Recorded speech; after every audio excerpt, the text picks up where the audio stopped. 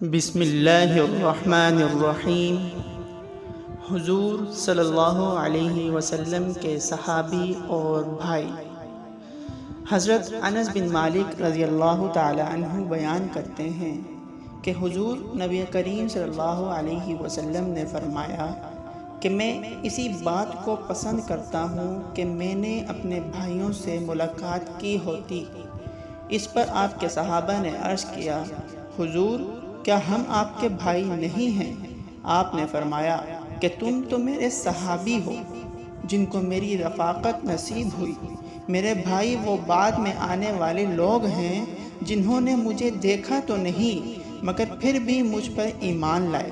مطلب یہ ہے کہ جن لوگوں نے حضور صلی اللہ علیہ وسلم کا زمانہ پایا وہ آپ کے صحابی ہیں، اور جو قیامت تک بعد میں آنے والے ایماندار لوگ ہیں وہ آپ کے بھائی